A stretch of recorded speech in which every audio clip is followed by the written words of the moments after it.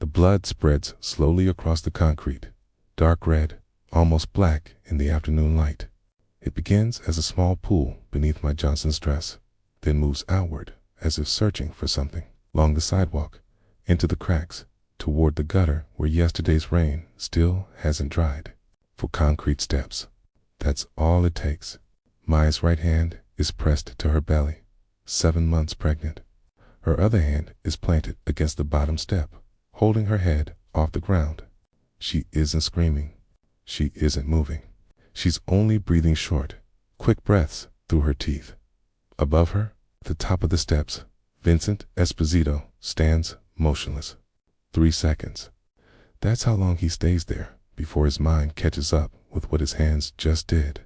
Then he walks away. Not runs, walks. Hands in his pockets, head down, like just another man walking along Lenox Avenue on a Friday afternoon. Like he didn't just shove a pregnant woman down for concrete steps. Outside a grocery store with 6 people inside, Mr. Chen is the first to come out. He's 63 years old. He's run Chen's Grocery on Lenox Avenue for 18 years, 14-hour days, 6 days a week. He doesn't run anymore. His knees are bad. His back is worse. But now he runs. He drops to his knees beside Mai. His hands hover over her, not touching, unsure where to touch. Mai, can you hear me? Mai barely nods. Her eyes stay closed. I'm calling an ambulance. Don't move. Please, don't move.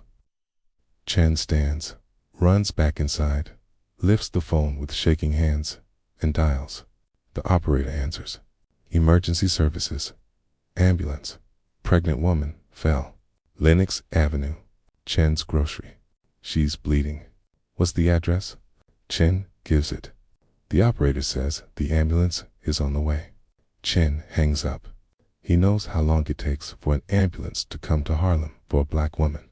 He goes back outside. Mai hasn't moved. It takes 32 minutes for the ambulance to arrive. Mr. Chen kneels beside Mai the entire time. He removes his shopkeeper's apron, folds it, and places it under her head. She doesn't speak, doesn't open her eyes, breathes, and keeps her hand pressed to her belly. A crowd forms at people, then 10. They stand in a half circle on the sidewalk, silent, watching, waiting. One woman, Mrs. Patterson, from 2 blocks away, kneels on Mai's other side. She's had 6 children. She knows what this looks like. She says nothing, only takes Mai's free hand and holds it at 3:09 p.m. 32 minutes after Chan called, the ambulance turns onto Lenox Avenue. No siren, no urgency. It stops. 2 white paramedics step out. They take their time pulling the stretcher from the back. They walk over and look down at Mai. What happened? She fell down the steps. She's pregnant. One paramedic kneels, checks her pulse and blood pressure. He's professional, distant. How far along? 7 months, Mrs. Patterson says. 28 weeks. The paramedic glances at his partner. Something passes between them. Something that makes Chun's stomach sink. They lift Mai onto the stretcher and load her into the ambulance. Chen tries to get in after her. Family only. Family only. The door's shut. The ambulance drives off. Still no siren. Chen remains on the sidewalk. Mai's blood is still there, a dark mark on the concrete where she fell. He goes back inside, picks up the phone, and makes another call. Small's Paradise. He asks for Illinois Gordon, Harlem Hospital, 3rd floor, maternity ward. Mai lies in a curtained bay in the emergency area. 2 nurses.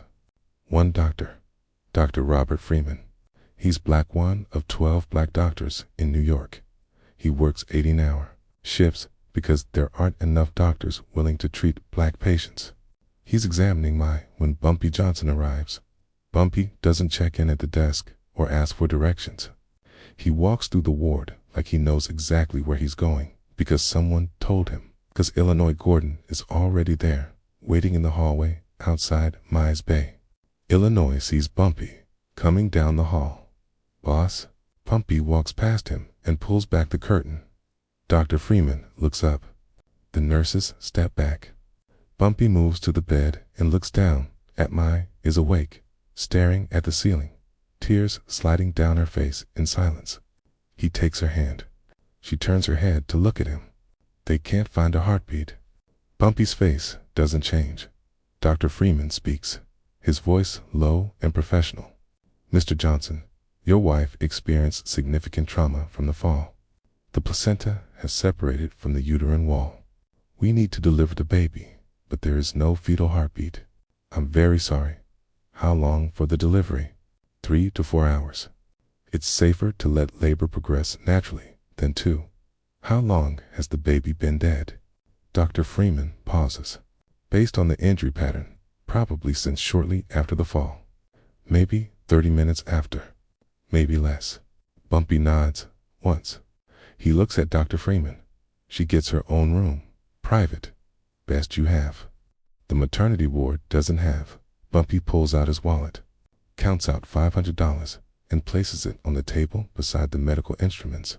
She gets her own room, but Dr. Freeman looks at the money, then at Bumpy. Room 314, third door on the left. I'll have her moved immediately, okay? They move at 4:47 p.m. Room 314 is small, one bed, gate, one window, a chair, a bassinet in the corner, empty and waiting. Bumpy sits in the chair beside the bed, holding Mai's hand. The contractions begin at 5:15 p.m. Dr. Freeman checks her every 30 minutes. Labor progresses slowly, but it progresses. At 7:30 p.m., Illinois Gordon appears in the doorway. He doesn't enter. He just stands there until Bumpy looks at him. Bumpy rises and steps into the hallway. Illinois hands him a folder. His name is Vincent Esposito, 28, works for his Uncle Marco, Geneva's family, collects protection money from 10 businesses in Lower Harlem. Where is he now? We don't know.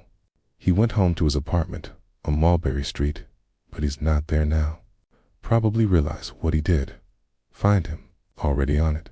Willie's watching his apartment. Marcus is talking to people in Little Italy. We'll know where he is by midnight. He looks back to ward room 314. What do you want us to do when we find him? Illinois asks. Nothing. Not yet. I want to be there. Illinois nods. How's Mai? She's in labor. Lino's face doesn't change, but something in his eyes does. I'm sorry, boss. Bumpy doesn't answer. He goes back into room 314 at 8:47 p.m. Mai delivers. Dr. Freeman catches the baby, a boy, fully formed, 28 weeks, perfect, not breathing. He cuts the cord, wraps the baby in a white blanket, and places him in Mai's arms. She looks down at him, touches his face, his hands, his perfect, tiny hands. William Marcus, she whispers. That's your name? William Marcus Johnson. She holds him for 20 minutes. Then Dr. Freeman takes him, places him in the bassinet, and covers him with the blanket. Mai turns her face to the wall. Bumpy stands and walks to the bassinet. He looks down at his son, William Marcus Johnson, born March 14th, 1952, 8:47 p.m. Died March 14th, 1952. Approximately 3:30 p.m., he stands there for 5 minutes, unmoving, silent. Finally, he reaches down and touches his son's hand with one finger. Cold. He turns to Mai, facing the wall. I don't want him dead, she says. I want him broken. I want him to need someone to feed him, dress him, wipe him. I want him to be what he killed, helpless, dependent, suffering. She pauses. Can you do that? Yes, Bumpy says. I promise. She turns to look at him. Her eyes are dry now, more tears, only something cold, hard, final. Make him suffer. By midnight, they know everything. Vincent Esposito, 28 years old, lives with his parents, Tony and Maria Esposito, at 247 Mulberry Street, second floor apartment. He has never lived anywhere else. He works for his uncle, Marco Esposito, Genevieve's capo, running protection. Gambling, loan sharking, Vinny's territory 3 blocks in Lower Harlem. 10 businesses, $50 a week from each. Small time attest. Family business. Ballanate Restaurant. Tony's Place, 20 years. Esposito, trucking 12 trucks, run by Vinny's older brother. Various gambling operations. Marco is worth maybe $200,000 total. Vinny's routine is fixed. Collections, Friday afternoons. Drinks at Johnny's Bar, Friday nights. Sunday dinner at Marco's house in Queens. Predictable. Current location, unknown. Illinois. Willie Lee, Marcus Cole, and Quick Jackson sit in Bumpy's office on 132nd Street. The backroom door is closed. Bumpy spreads the information across the table. We have 48 hours. After that, the Genovese family figures out what's happening and moves to stop us. So we move fast. What's the play? Willie asks. We take everything. The businesses, the money, the reputation, and we take Vinny. Kill him. No, my wants him alive. She wants him broken. Marcus speaks. He's the quietest of Bumpy's men, the most exact. You want him paralyzed? Yes. How paralyzed? Completely, neck down. Can't move. Can't feed himself. Can't do anything. Like a baby. Marcus is silent for a moment. That's possible, but it's surgical. You have to break the spine at exactly the right place. The C1 vertebra, where the spine meets the skull. Break it clean. Sever the spinal cord. He's paralyzed. But you can't damage the brainstem. That would kill him. Can you do it? I've done it once. Korean War, Chinese prisoner. An officer wanted him alive for questioning, but immobile. I used a rifle butt. It worked. Will you do it? Marcus looks at Bumpy. What did he do to my? He pushed her down concrete stairs. She was 7 months pregnant. She lost the baby. Marcus nods. I'll do it. Vinny is at his Uncle Marco's house in Queens. Marco called him after hearing what happened. Told him to come immediately. Bring nothing. Tell no one. Vinny arrived at 11 p.m., frightened, shaken. Marco didn't yell, didn't hit him, just sat across from him at the kitchen table. Tell me exactly what happened, Vinny told him. The grocery store, the pregnant woman, the push, the fall, the blood. Did you know who she was? No, just some colored. Marco raised his hand. Don't say that word, not to me. Not ever again. Uncle Marco, do you know who that woman is? No, my Johnson, wife of Ellsworth, Bumpy Johnson. Vinny's face drained of color. You pushed Bumpy Johnson's pregnant wife down the stairs. She lost a baby. Vinny couldn't speak. You know what happens now? Marco said. Bumpy Johnson is going to destroy us. Not kill us, destroy us. Our businesses, our money, our reputation. And then he's going to come for you. You can protect me. You're a capo. You have men. I can't protect you from Bumpy Johnson in Harlem. Nobody can. And even if I could, I wouldn't. You violated the rules. You hurt a civilian, a pregnant woman. You brought shame on this family. What do I do? Marco stood. You pray that when he comes for you, he makes it quick. But he won't, because you killed his son. At 2 a.m., Vinny is in Marco's guest bedroom. 6 bodyguards are in the house, all armed. Vinny hasn't slept. He's sitting on the bed, staring at the wall. At 2:17 a.m., the lights go out. The bodyguards react instantly. Flashlights on, guns out, checking windows, doors. At 2:18 a.m., the windows shatter, every one of them at once. Canisters fly in. Tear gas. The bodyguards last maybe 40 seconds. No masks. They try to reach doors, stairs, anything. They don't make it by 2:20 a.m. The house is quiet, except for coughing. At 2:22 a.m., Bumpy's men enter. 4 of them wearing gas masks, clearing rooms. They find Vinny in the guest bedroom. He's on the floor, crawling toward the window, crying, coughing. Marcus Cole drags him to his feet. Vincent Esposito. Vinny nods. You're coming with us. They take Vinny to an abandoned warehouse in Red Hook, Brooklyn. No cameras. No witnesses. The inside is empty except for a single chair, metal, bolted to the concrete floor. They place Vinny in the chair, zip tie his wrists to the armrests, his ankles to the legs. Then they wait. At 3:15 a.m., Bumpy walks in. He's alone, no other men, just him. He's wearing the same clothes he wore to the hospital. A gray suit, white shirt, no tie. The shirt is stained with blood from the delivery. He walks to where Vinny is sitting and stops 3 feet away. He doesn't speak. He just looks at him. Vinny is crying. Mucus runs down his face. He tries to form words, but they won't come. Bumpy waits. Finally, Vinny manages to speak. Please, I'm sorry. I didn't know who she was. I swear I didn't know. Bumpy says nothing. It was an accident. I didn't mean you pushed her. Vinny stops and looks at Bumpy. You put your hands on my pregnant wife. You pushed her down concrete stairs. 4 stairs. That's all it took. 4 stairs. And my son is dead. I'm sorry. You're not sorry. You did it. You're sorry she was my wife and not just some random colored woman you could push around. No, if she wasn't my wife, if she was just some woman whose name you didn't know, you'd be at Johnny's bar right now, drinking, laughing about it. This colored woman got in my way, so I moved her. That's what you'd be saying. Vinny doesn't answer, because it's true. Bumpy steps closer. My wife asked me not to kill you. Do you know why?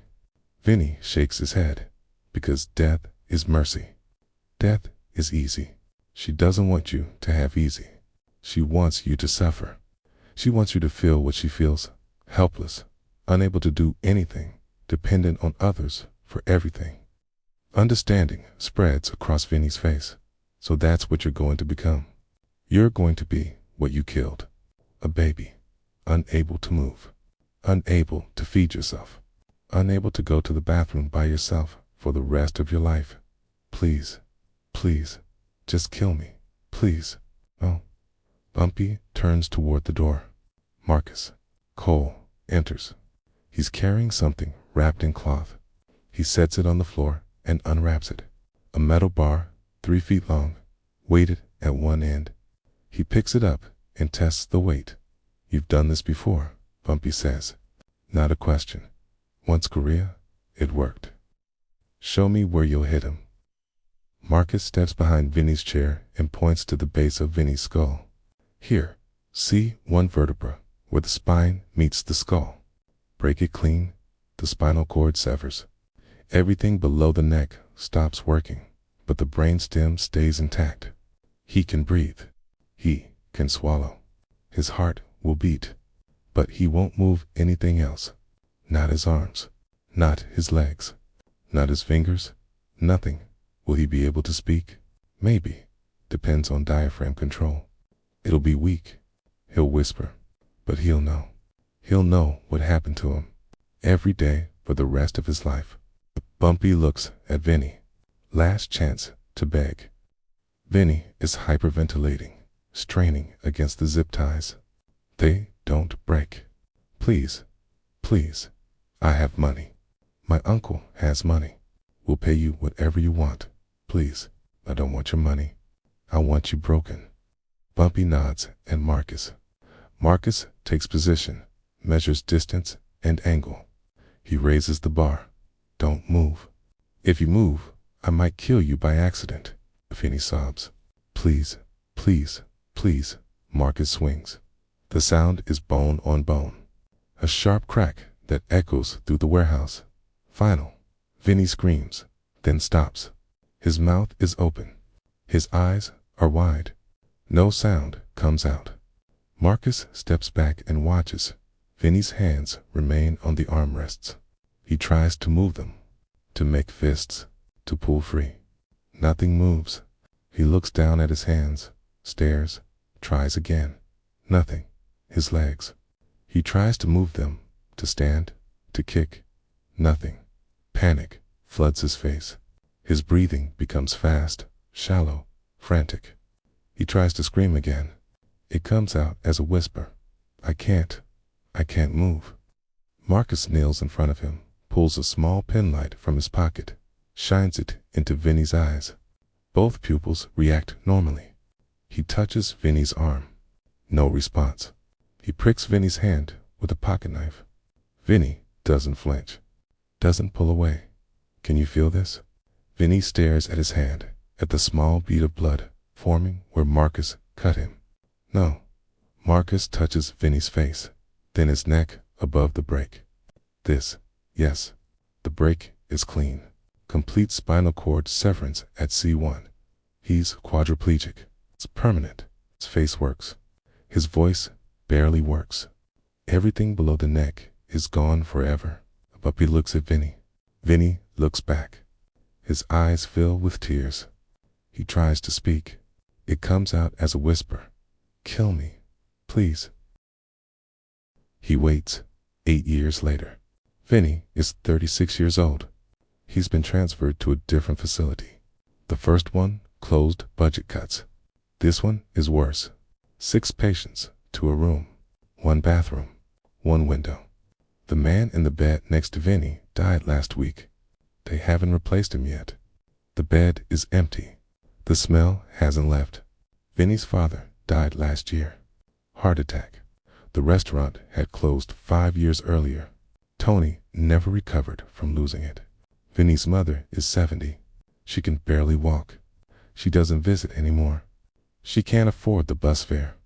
Vinny's brother S moved to Florida in 1957. He hasn't called since. Uncle Marco is in federal prison. Racketeering charges. 20 years. Vinny is alone. Every day, a nurse he doesn't know feeds him, changes him, turns him. Every night, he stares at the ceiling and wishes he had died on. March 14th, 1952. But he didn't die. He's still alive. 23 years later. Vinny is 51 years old. He hasn't spoken in 6 years. His vocal cords still work. He just has nothing to say. His mother died in 1972. Heart failure. She was 83. Nobody came to her funeral except a priest and 2 neighbors. Vinny didn't go. Obviously, nobody told him she died until 3 weeks later. A social worker came by to update his records and mentioned it in passing. Oh, and I see your mother passed. My condolences. That's how Vinny found out. He's in his 4th nursing facility now. This one is in the Bronx. State-run, Medicaid only.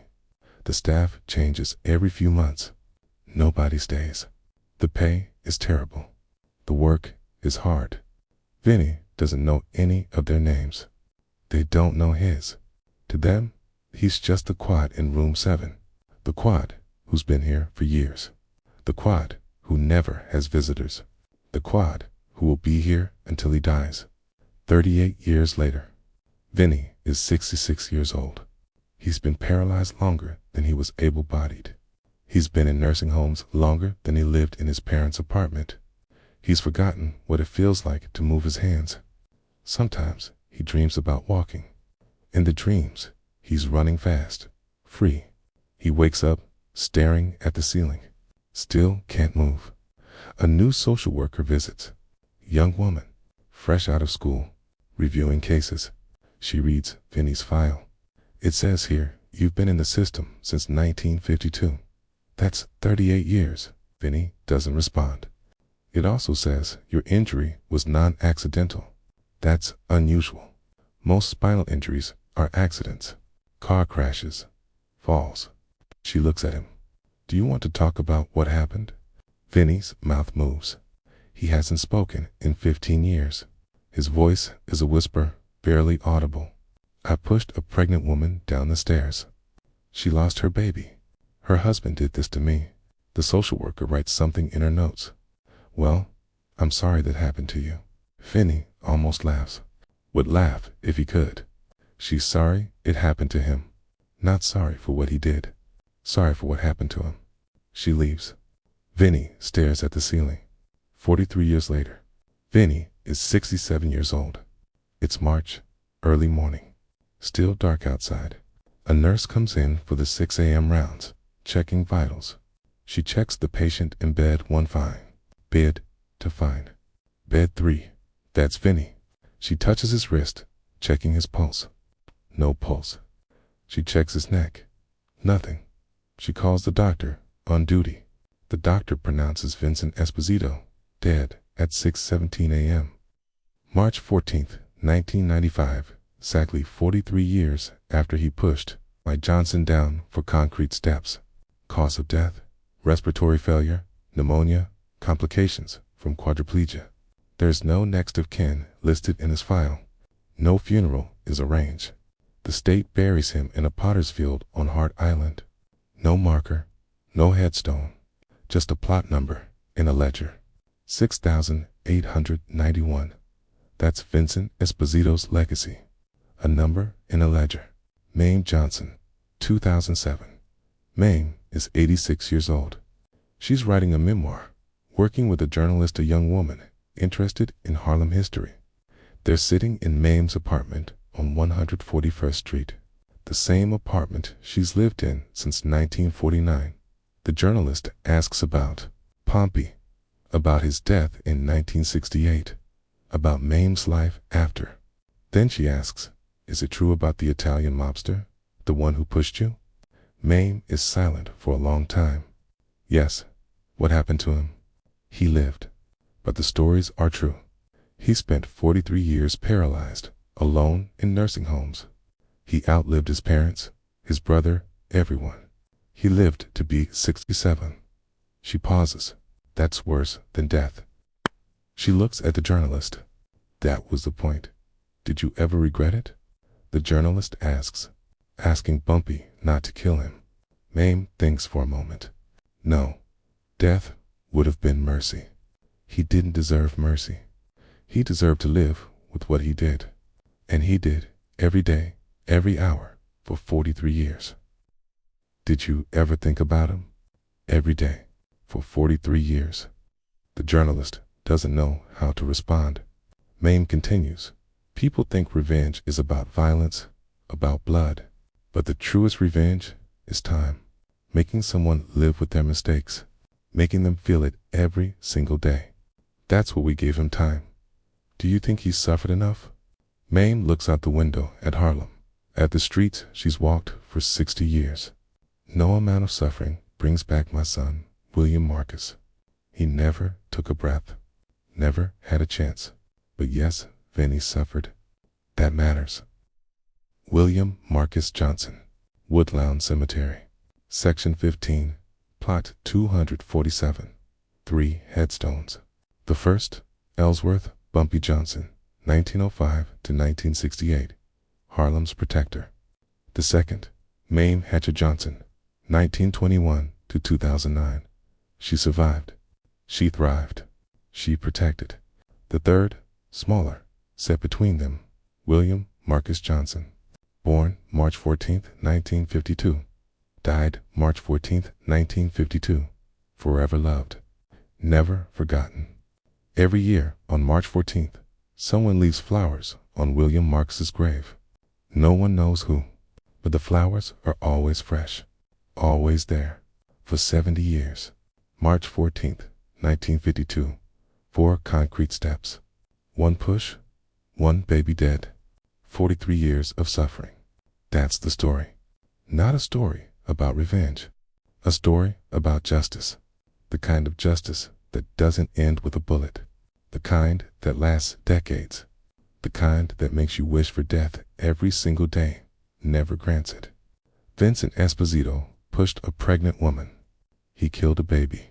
And he paid for it. Here is a rewrite that keeps the meaning strictly the same, with no added details. The rope groaned in the morning wind. Marcus Garvey Park, 1946, 6:23. A.M. An elderly woman walking her dog noticed a shape hanging from an old oak near the park's north entrance. At first, she thought it was clothing, laundry caught in the branches. When she moved closer, she began screaming. The NYPD arrived at 6:47 a.m. Detective Robert Walsh reached the tree first. What he saw stopped him cold, stole his breath, and made him realize this was more than a crime scene. It was a statement. A young black man, around 19 or 20, hung from a noose tied to a thick branch. His feet dangled 3 feet above the ground. His head was tilted in a way that showed he had died slowly and in pain. He wore a Columbia University sweatshirt, khaki pants, and had only one shoe. His hands were marked with deep rope burns. He had fought, struggled, tried to escape, but 5 men had overpowered one teenager. Pinned to his chest was a note written in rough block letters. Colors, know your place. Walsh scanned the park in the early Sunday morning. No one was there, but the tree could be seen from 3 different streets. Whoever did this wanted it seen, wanted the message spread, wanted Harlem to understand that even in New York City, even in 1946, terror could still reach them. This was a lynching in Harlem, in the North. The boy's wallet was still in his pocket. Walsh removed it with trembling hands. A Columbia University student ID, name Thomas Johnson. The blood drained from Walsh's face. Not Johnson. Please God, not that Johnson. His partner, Detective Sullivan, approached. Who is he? Walsh barely whispered. Thomas Johnson. So we have an ID. We notify his uncle, Ellsworth Bumpy Johnson. Both detectives stood in silence, immediately understanding what this meant and what was coming. Sullivan looked at the body, the note, the unmistakable evidence of murder. What do we put in the report? Walsh stared at the ground for a long moment. He thought of his 20 years on the force, the oath he had sworn, justice, the law, everything he was meant to stand for. Then he thought of reality. 5 white men had lynched a black teenager. Even if he arrested them, even if he identified them and brought charges, no jury in 1946 would convict him. The system would fail, as it always did. Suicide, Walsh finally said. What? I said suicide. His voice hardened.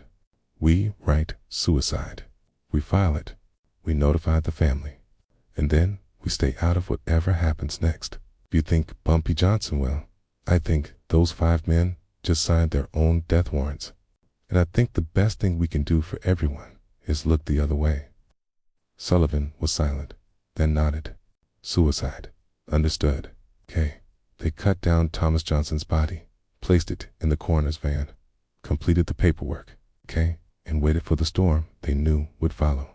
Thomas Johnson was 19 years old, a first-year Columbia University student, pre-law. He wanted to become a civil rights attorney, to fight injustice in courtrooms, rather than on the streets. He was intelligent, quiet, wore thick-rimmed glasses, and carried books everywhere. One professor said he had one of the sharpest legal minds they had seen in years. Thomas lived with his mother, Ruth Johnson Bumpy's older sister, in Modest apartment on 135th Street. Every Sunday morning at 6 a.m., he walked through Marcus Garvey Park to reach Abyssinian Baptist Church. Same route, same time. Someone had been watching, planning, waiting. In 1946, the KKK was not only a Southern issue. Secret cells operated in northern cities, New York, Chicago, Boston. They met in basements and warehouses, presenting respectable faces by day and white hoods by night. In Harlem, a 15-man cell gathered every other Friday in a warehouse on East 98th Street. They held ordinary jobs mechanics, factory workers, store clerks. No one suspected them. If you want it shorter, more literary, or more documentary style, tell me and I'll adjust it without adding anything. On September 13th, they drew straws to select 5 men for a special assignment. The goal was to send Harlem a message to remind the colored population that no matter how much success they achieved, no matter how high they rose, they could still be dragged down, still forced back into their place. Danny Morrison, Rick Sullivan, Lou Bennett, Frank Dorsey, Charlie Ross. They chose Thomas Johnson because he was visible, successful, educated, everything they hated, and everything that challenged their belief in how the world was supposed to work.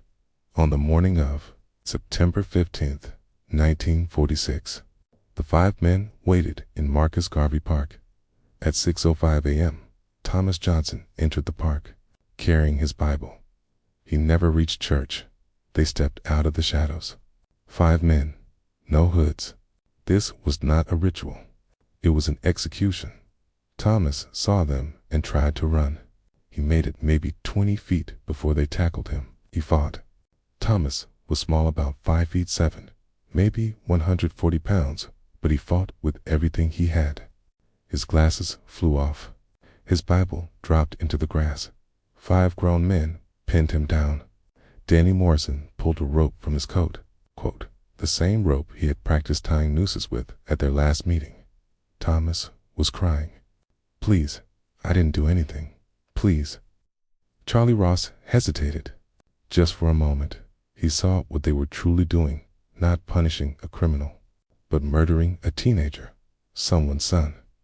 But Danny threw the rope over the oak tree branch, slipped the noose around Thomas's neck, and pulled. The other 4 joined him. Thomas's feet left the ground. He kicked and gasped, his hands clawing at the rope around his neck, leaving burns that would later be seen by police. It took 4 minutes of struggling, suffocating, dying slowly, while 5 men held the rope and watched. When Thomas finally stopped moving, they pinned the note to his chest. Coleridge's, know your place. Then they walked away, back to their lives, their families, their ordinary Sunday mornings, certain nothing would come of it. Certain the police would look the other way.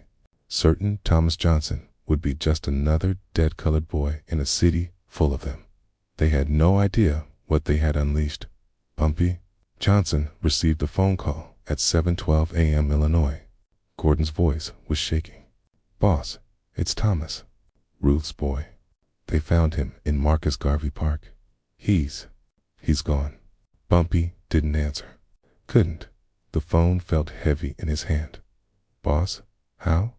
Bumpy's voice was flat, empty. They're saying suicide.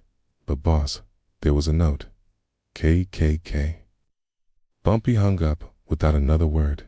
He sat in his office for 10 minutes, completely still, his mind replaying memories of Thomas teaching him chess when he was 8, watching him graduate high school, driving him to Columbia on his first day, seeing the pride in Ruth's eyes as her son, the first in their family, stepped onto that university campus.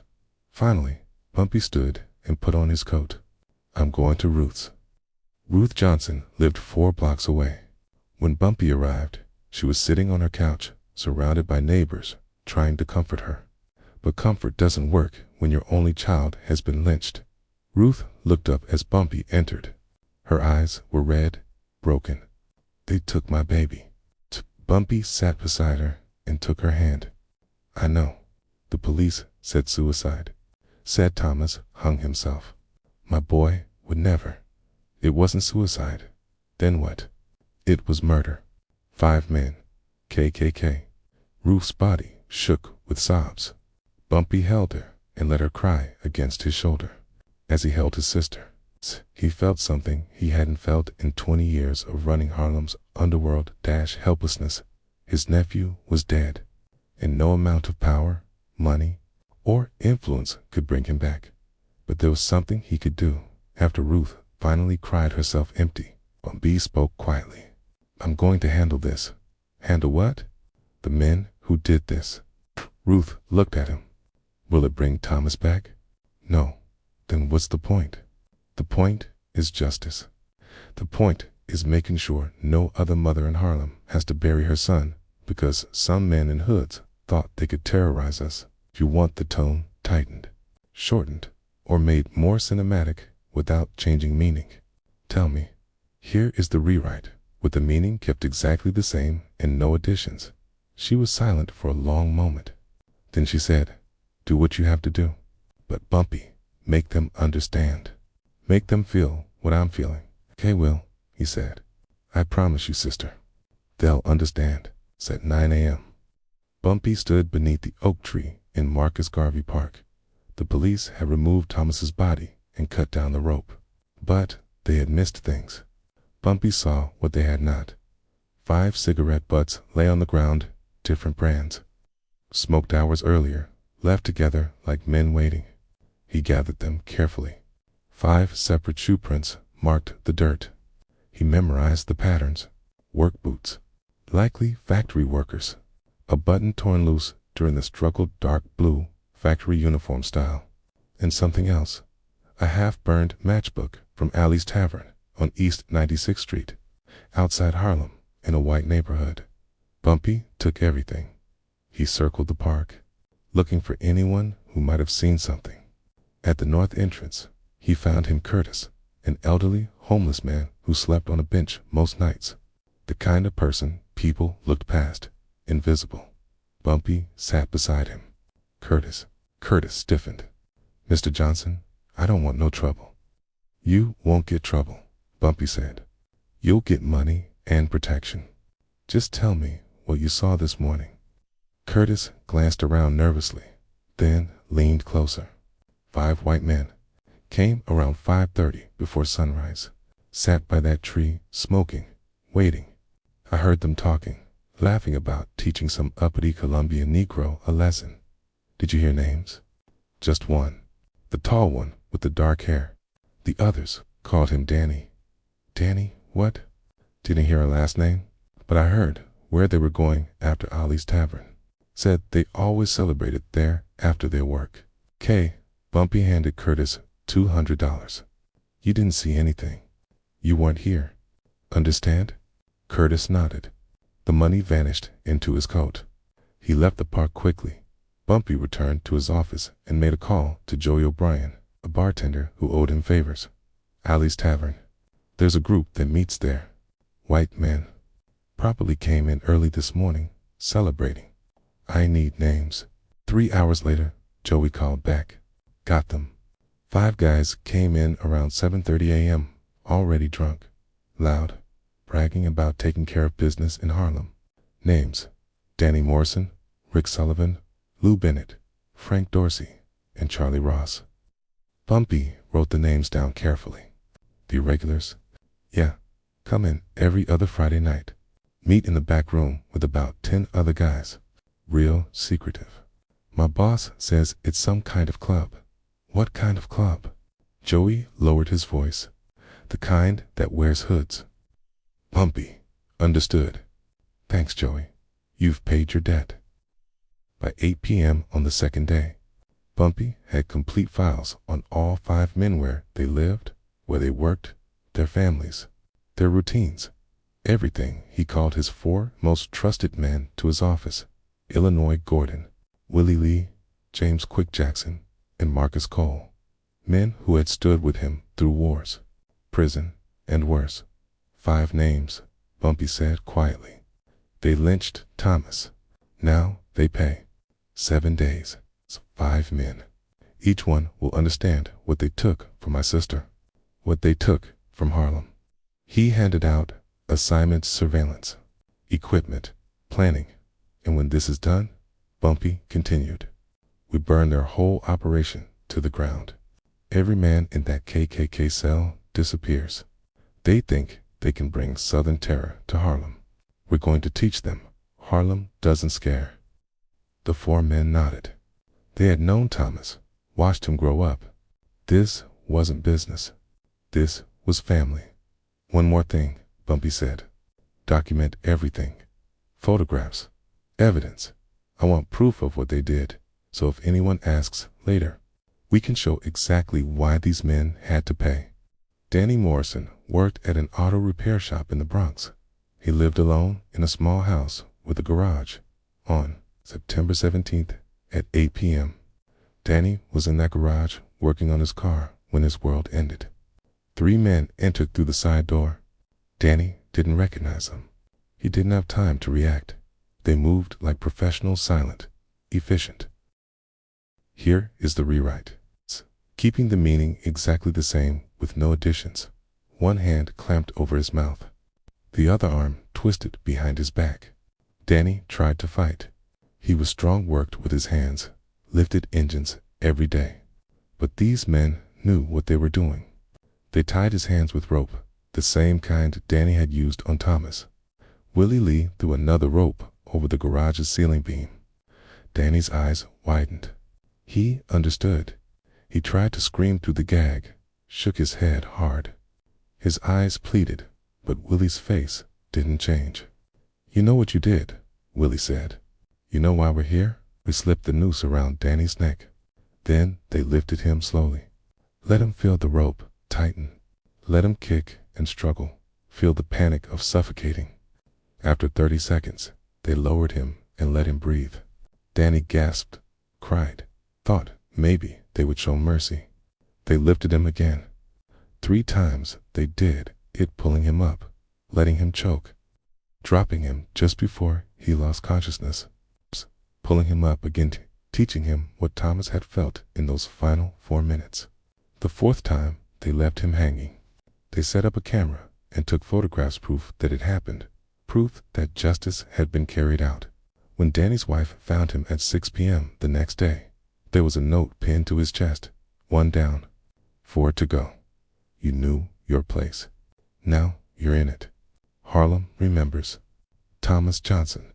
Rick Sullivan became more cautious after hearing about Danny. He started watching over his shoulder, locking his doors. But he still had to work, still had to go to the factory, still had to come home to the garage where he kept his tools. On September 18th, Rick returned from work at 5:30 p.m. and went into his garage to repair a broken lawnmower. He didn't notice that someone had been there earlier. He didn't notice the faint smell of gasoline.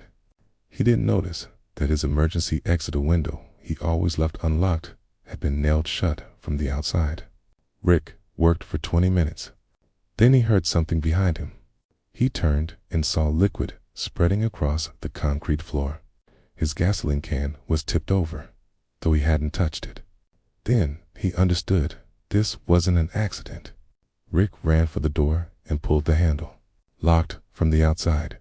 He spun toward the window, ran to it, pulled. It wouldn't move. Nailed shut. Panic rose. Rick grabbed a wrench and began pounding on the door. That was when he saw it slide through the mail slot lit match. No, Rick screamed.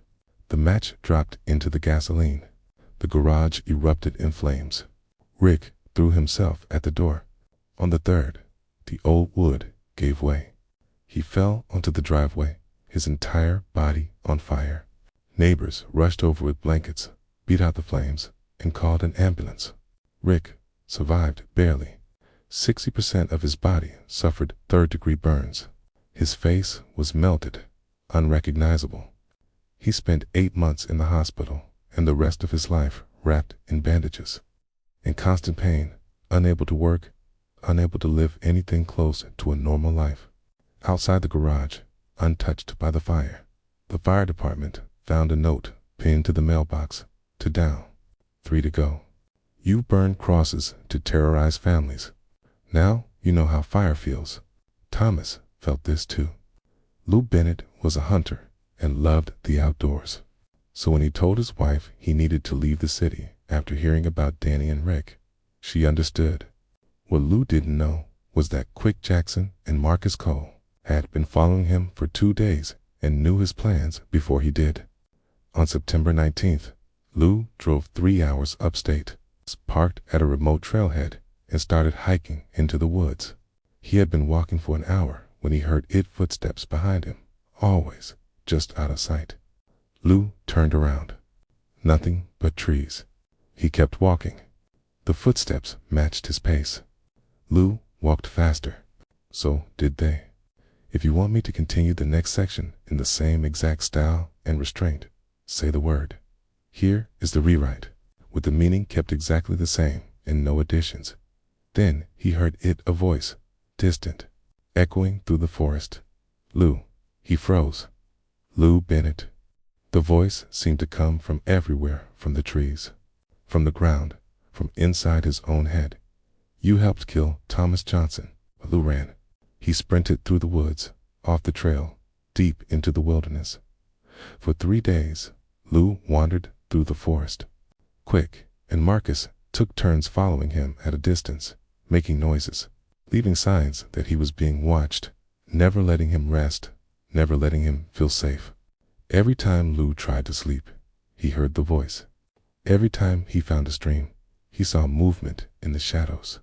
Every time he thought he was alone, he heard footsteps. By the third day, Lou was broken, delirious, crying, begging the trees for forgiveness, speaking to the ghost of Thomas Johnson.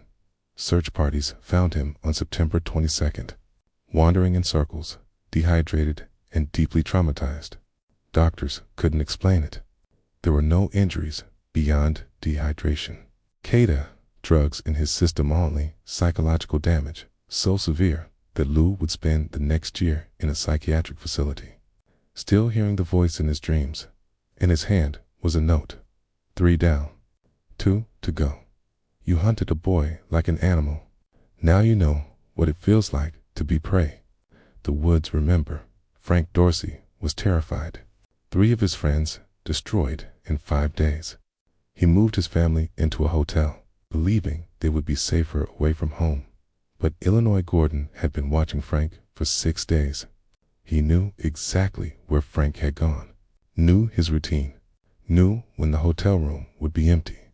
On September 20th at 2 a.m., Frank's house caught fire. Fire trucks arrived within minutes, but the house was already fully engulfed. Gasoline had been poured around the foundation. Windows had been broken to feed oxygen to the flames. By the time firefighters brought it under control, nothing remained. Everything Frank owned, every photograph, every memory, his children's toys, his wife's jewelry was gone. The fire chief found Frank at the hotel. "Mr. Dorsey, I'm sorry. Your house is a total loss. And sir, this was arson, professional arson." Frank only nodded. He had known it was coming. On the mailbox of the burned house, they found a note. 4 down, 1 to go. You destroyed a family's future. Now you understand loss. 1 remained. Charlie Ross was the last. He had watched 4 friends destroyed in 6 days. And he absolutely knew that tonight was his turn at 5:30 a.m. on September 21st. Charlie made a decision. He would go to the police, confess everything, go to prison. Anywhere was safer than the streets. He got into his car and began driving toward the 28th precinct. He didn't notice the car following him, didn't notice when it boxed him in on a quiet street 3 blocks from the station. Illinois Gordon stepped out, walked to Charlie's window, and knocked. Charlie looked up, saw Gordon's face, and understood immediately. "Get out of the car, Charlie. Please," Charlie said. "I'm turning myself in. I'll confess. Get out of the car." Charlie stepped out, his legs shaking. "You were going to run," Illinois said, "like a coward." "Sorry. God, I'm so sorry. I didn't want to do it. Danny made us. Danny's dead. I know. Please, let me go. I'll leave New York. You'll never see me again." Illinois pulled out a photograph of Miss Johnson, smiling, wearing his Columbia sweatshirt. His name was Thomas. He was 19 years old. He wanted to be a lawyer. And you put a rope around his neck and pulled. Charlie was crying. "I'm sorry. I'm so sorry." Sorry doesn't bring him back. Illinois leaned closer. "Here's what's going to happen. You're not going to prison. You're not running to California. You're going to the warehouse on 98th Street. What? No, I can't. You can, and you will, because you're going to deliver a message to your KKK friends. Tonight, at 9 p.m., all 15 of you are going to meet at that warehouse. And you're going to, if you want to continue, say continue, and I'll keep the same restraint and tone." Here is the rewrite, with the meaning kept exactly the same and no additions. Vote, disband, and leave New York, or stay and face what Danny, Rick, Lou, and Frank faced. They'll never leave. Some of them will want to fight. I know, and that's fine. Because if they vote to stay, we burn that warehouse down with all of you inside. And the NYPD will call it an accident, just like they called Thomas's lynching a suicide. Illinois slid the photograph back into his pocket. You have a choice, Charlie. Convince your people to disband or die with them. Those are your only options. Illinois got back into his car and drove away. Charlie stood on that street for 10 minutes. Then he drove to the warehouse at 9 p.m. on September 21st. 15 men gathered in the warehouse on East 98th Street, the full KKK cell. Charlie told them everything. Danny hanging in his garage. Rick burned alive. Lou driven insane. Frank's house reduced to ash. They gave us an ultimatum, Carly said, his voice shaking. Disband tonight. Leave New York. Or they burned this warehouse down with us inside. Some men laughed. One colored gangster threatening 15 of us. He's bluffing. Others weren't so sure. 5 of our men destroyed in 6 days. Maybe we should? Should what? Run. We're the KKK. We don't back down. The argument grew louder, voices rising. Some wanted to leave. Others wanted to stay and fight. Finally, they voted 10 voted to stay. 5 voted to disband. The 5 who chose to leave, including Charlie, walked out immediately. You're making a mistake, Carly said from the doorway. They're coming. Let them come, one of the men inside said. We'll be ready. Charlie left, got into his car, and drove straight to the bus station, crossed the street, hidden in the shadows. Bumpy Johnson and his 4 men watched the 5 leave. Counted, Illinois said. 15 went in. 5 came out. 10 stayed. Bumpy nodded. Then 10 burned. At 11:45 p.m., the attack began. Willie Lee and Quick Jackson moved to opposite sides of the warehouse, each carrying 3 Molotov cocktails. Marcus Cole positioned himself at the back exit. Illinois took the front. Bumpy stood across the street, watching at 11:47 p.m. The first Molotov shattered through a window. Then another. And another. 6 bottles of gasoline and fire crashed into the warehouse. The building erupted in flames. Men inside screamed, ran for the exits. The front door was chained from the outside. Illinois had locked it while they were arguing. The back door burst open. 3 men ran out. Marcus Cole let them go burned, traumatized, broken. That was enough. 7 men died in the fire, trapped inside. Burned alive, the fire department's official report ruled it an accidental fire, likely caused by improper storage of flammable materials and illegal alcohol distillation. The NYPD investigation closed within 48 hours. No suspects. No charges. Detective Walsh read the report, added it to his file, and never spoke of it again. By September 23rd, the KKK cell in Harlem was destroyed. 5 men had taken part in Thomas Johnson's lynching.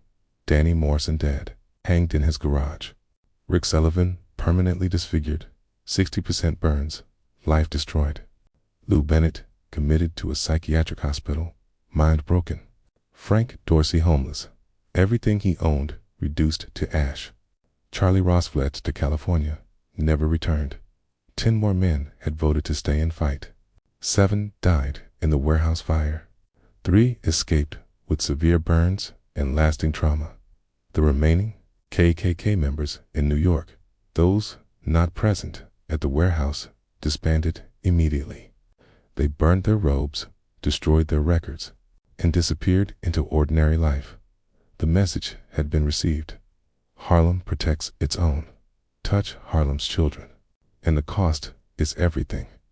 More than 3,000 people attended Thomas Johnson's funeral at Abyssinian Baptist Church. The casket was closed. Ruth had insisted. She wanted people to have "You want the final section rewritten next" to continue. Here is the rewrite, with the meaning kept exactly the same and no additions. Remember Thomas, alive, smiling, full of promise. Bumpy stood beside his sister throughout the service, silent. His face revealed nothing, but his eyes carried a weight no one else could see. As the casket was lowered into the ground, Bumpy placed something on top of it. A photographed Thomas in his Columbia sweatshirt, holding a law book, smiling, and 5 other photographs. Danny Morrison hanging, Rick Sullivan's burned face, Lou Bennett being carried out of the woods, Frank Dorsey's destroyed house, the warehouse in flames. Beneath them was a note. Thomas, they paid. All of them. Every man who touched you.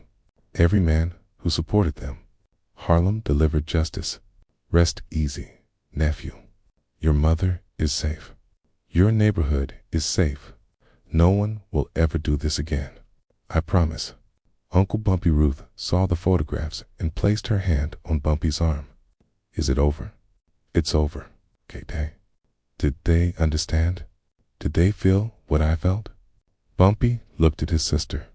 Every single one of them understands loss now, understands pain, understands what it feels like to have everything taken away. Ruth nodded. Good. She placed a flower on the casket. My baby wanted to be a lawyer, wanted to fight injustice in courtrooms. I know, us, but the courtrooms failed him. The police failed him. The system failed him. I know. Okay. Ruth looked at Bumpy. So you became his justice. Yes, thank you. They stood together as the casket disappeared into the earth. As 3,000 people from Harlem said goodbye to the lawyer, they would never have the future that had been stolen. In 1963, 17 years later, a reporter asked Bumpy Johnson about Thomas, about September 1946. Mr. Johnson, rumors have persisted for years that you were responsible for the deaths and attacks on 12 men in September 1946, men allegedly connected to your nephew's death. Would you care to comment? Bumpy was 61 years old, still sharp, still dangerous, but tired in ways youth never understands. My nephew wanted to be a lawyer. He wanted to fight injustice through the legal system. He believed in courtrooms, in judges, in the law, in you. I believed in the law too, until the law called my nephew's lynching a suicide, until the police filed it away and did nothing, until the system Thomas believed in failed him completely. So you took justice into your own hands. I didn't take anything. Justice was owed. The courts wouldn't deliver it, so it came from somewhere else. But doesn't that make you just as bad as who? Bumpy's voice sharpened. As the men who lynched a 19-year-old for being black and educated, as the police who covered it up, as a system that's been failing black families since this country was founded. The reporter fell silent. You want to know if I regret it? Bumpy continued. I regret that it was necessary. I regret that in 1946, 1 year after we fought a war against fascism overseas, we still had to fight terrorism here at home. I regret that my nephew died believing the system would protect him. But the men who died got exactly what they gave. They took a life. Lives were taken from them. They destroyed a future. Their futures were destroyed. That's not revenge. That's balance. Stood up. The interview was over. One more thing, he said at the door. After September 1946, the KKK never operated in Harlem again. Not once in 17 years. You know why? Because sometimes the only thing that stops terror is the certainty that terror will be answered. That's not me being a criminal. That's me being what the law should have been. Tired. The reporter never published the interview, but the story lived on past through Harlem like legend, like warning, like promise. Touch Harlem's children and Harlem will touch you back. Not with lawyers and courtrooms, but with something older, something final. Thomas Johnson wanted to be a lawyer, but his uncle became his justice. And the 5 men who killed him and the 10 who supported them learned what justice looks like when the system fails. 7 days. 12 men destroyed. One message that lasted 4 generations. Harlem protects its own. Here is the rewrite, with the meaning kept exactly the same and no additions. Vote, disband, and leave New York, or stay and face what Danny, Rick, Lou, and Frank faced. They'll never leave. Some of them will want to fight. I know, and that's fine. Because if they vote to stay, we burn that warehouse down with all of you inside. And the NYPD will call it an accident, just like they called Thomas's lynching a suicide. Illinois slid the photograph back into his pocket. You have a choice, Charlie. Convince your people to disband or die with them. Those are your only options. Illinois got back into his car and drove away. Charlie stood on that street for 10 minutes. Then he drove to the warehouse at 9 p.m. on September 21st. 15 men gathered in the warehouse on East 98th Street, the full KKK cell. Charlie told them everything. Danny hanging in his garage. Rick burned alive. Lou driven insane. Frank's house reduced to ash. They gave us an ultimatum, Carly said, his voice shaking. Disband tonight. Leave New York. Or they burned this warehouse down with us inside. Some men laughed. One colored gangster threatening 15 of us. He's bluffing. Others weren't so sure. 5 of our men destroyed in 6 days. Maybe we should? Should what? Run. We're the KKK. We don't back down. The argument grew louder, voices rising. Some wanted to leave. Others wanted to stay and fight. Finally, they voted 10 voted to stay. 5 voted to disband. The 5 who chose to leave, including Charlie, walked out immediately. You're making a mistake, Carly said from the doorway. They're coming. Let them come, one of the men inside said. We'll be ready. Charlie left, got into his car, and drove straight to the bus station, crossed the street, hidden in the shadows. Bumpy Johnson and his 4 men watched the 5 leave. Counted, Illinois said. 15 went in. 5 came out. 10 stayed. Bumpy nodded. Then 10 burned. At 11:45 p.m., the attack began. Willie Lee and Quick Jackson moved to opposite sides of the warehouse, each carrying 3 Molotov cocktails. Marcus Cole positioned himself at the back exit. Illinois took the front. Bumpy stood across the street, watching at 11:47 p.m. The first Molotov shattered through a window. Then another. And another. 6 bottles of gasoline and fire crashed into the warehouse. The building erupted in flames. Men side screamed, ran for the exits. The front door was chained from the outside. Illinois had locked it while they were arguing. The back door burst open. 3 men ran out. Marcus Cole let them go burned, traumatized, broken. That was enough. 7 men died in the fire, trapped inside. Burned alive, the fire department's official report ruled it an accidental fire, likely caused by improper storage of flammable materials and illegal alcohol distillation. The NYPD investigation closed within 48 hours. No suspects. No charges.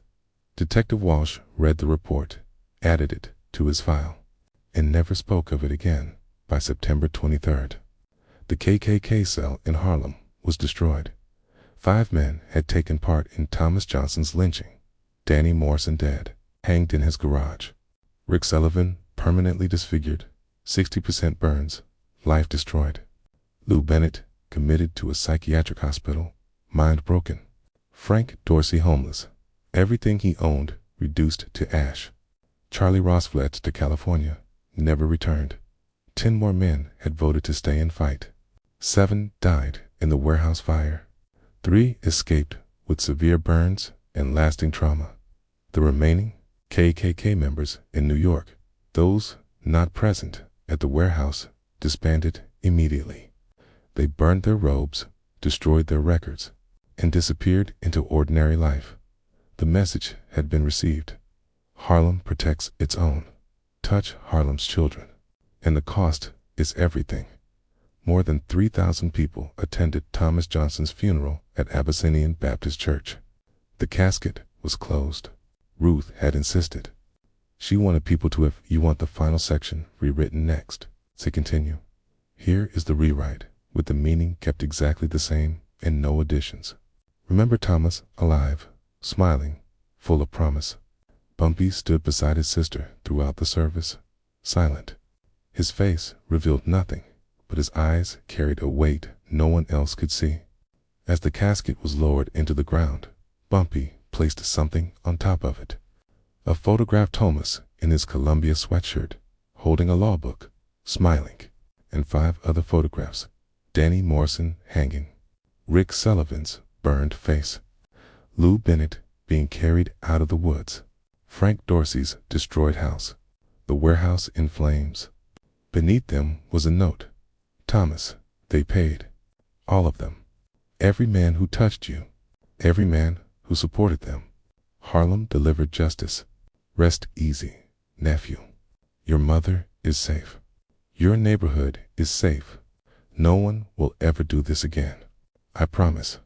Uncle Bumpy Ruth saw the photographs and placed her hand on Bumpy's arm. Is it over? It's over, KK. Did they understand? Did they feel what I felt? Bumpy looked at his sister. Every single one of them understands loss now, understands pain, understands what it feels like to have everything taken away. Ruth nodded. Good. She placed a flower on the casket. My baby wanted to be a lawyer, wanted to fight injustice in courtrooms. I know, us, but the courtrooms failed him. The police failed him. The system failed him. I know. Okay. Ruth looked at Bumpy. So you became his justice. Yes, thank you. They stood together as the casket disappeared into the earth. As 3,000 people from Harlem said goodbye to the lawyer, they would never have the future that had been stolen. In 1963, 17 years later, a reporter asked Bumpy Johnson about Thomas, about September 1946. Mr. Johnson, rumors have persisted for years that you were responsible for the deaths and attacks on 12 men in September 1946, men allegedly connected to your nephew's death. Would you care to comment? Bumpy was 61 years old, still sharp, still dangerous, but tired in ways youth never understands. My nephew wanted to be a lawyer. He wanted to fight injustice through the legal system. He believed in courtrooms, in judges, in the law, in you. I believed in the law too, until the law called my nephew's lynching a suicide, until the police filed it away and did nothing, until the system Thomas believed in failed him completely. So you took justice into your own hands. I didn't take anything. Justice was owed. The courts wouldn't deliver it, so it came from somewhere else. But doesn't that make you just as bad as who? Bumpy's voice sharpened. As the men who lynched a 19-year-old for being black and educated, as the police who covered it up, as a system that's been failing black families since this country was founded. The reporter fell silent. You want to know if I regret it? Bumpy continued. I regret that it was necessary. I regret that in 1946, 1 year after we fought a war against fascism overseas, we still had to fight terrorism here at home. I regret that my nephew died believing the system would protect him. But the men who died got exactly what they gave. They took a life. Lives were taken from them. They destroyed a future. Their futures were destroyed. That's not revenge. That's balance. Stood up. The interview was over. One more thing, he said at the door. After September 1946, the KKK never operated in Harlem again. Not once in 17 years. You know why? Because sometimes the only thing that stops terror is the certainty that terror will be answered. That's not me being a criminal. That's me being what the law should have been. Tired. The reporter never published the interview, but the story lived on past through Harlem like legend, like warning, like promise. Touch Harlem's children and Harlem will touch you back. Not with lawyers and courtrooms, but with something older, something final. Thomas Johnson wanted to be a lawyer, but his uncle became his justice. And the 5 men who killed him and the 10 who supported them learned what justice looks like when the system fails. 7 days. 12 men destroyed. One message that lasted 4 generations. Harlem protects its own. Here is the rewrite, keeping the meaning exactly the same with no additions. Comment: was this justice, or was it revenge? When the law calls a lynching a suicide, what choices are left? Where is the line? Turn on notifications. We're bringing you the untold stories of Bumpy Johnson, the moments that never made the history books, the times when one man stood between his community and terror. Remember Thomas Johnson, 1927 to 1946? The lawyer Harlem never got. The reason the KKK never returned. Rest in power. Here is the rewrite, keeping the meaning exactly the same with no additions. Comment: was this justice, or was it revenge? When the law calls a lynching a suicide, what choices are left? Where is the line? Turn on notifications. We're bringing you the untold stories of Bumpy Johnson, the moments that never made the history books, the times when one man stood between his community and terror. Remember Thomas Johnson, 1927 to 1946? The lawyer Harlem never got. The reason the KKK never returned. Rest in power.